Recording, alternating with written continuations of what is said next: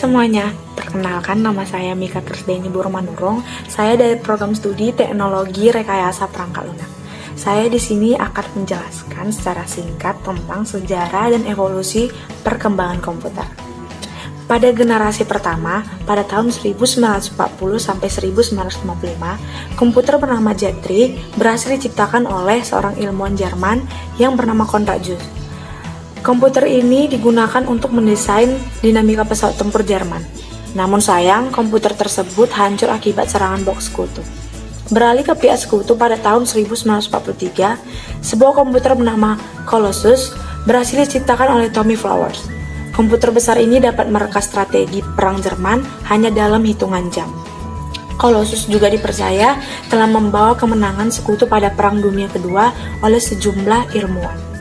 Mulai dari sinilah banyak perusahaan yang akhirnya ikut mengembangkan teknologi komputer hingga akhirnya memasuki generasi kedua pada tahun 1955 sampai 1965, di mana vacuum tube dalam komputer mulai tergantikan dengan transistor.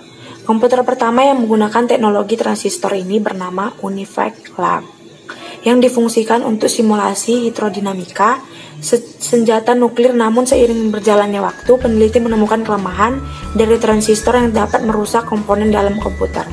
Dan pada generasi ketiga, pada tahun 1965 sampai 1980, terciptalah semikonduktor sebagai sebuah solusi yang dibuat oleh Robert Noyce.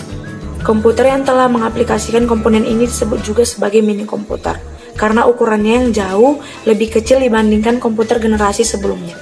Tidak berhenti di situ saja.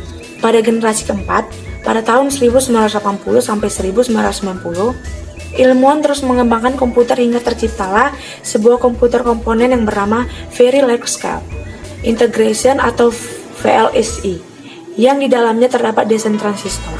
Komponen tersebut digunakan pada komputer sehingga membuat komputer lebih mudah diproduksi karena tidak melibatkan banyak komponen.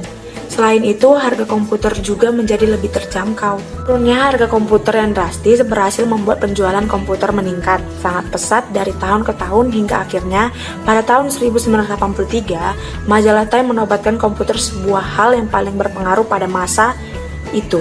Masuki generasi kelima pada tahun 1990 sampai masa depan, perkembangan komputer masih terus berlanjut.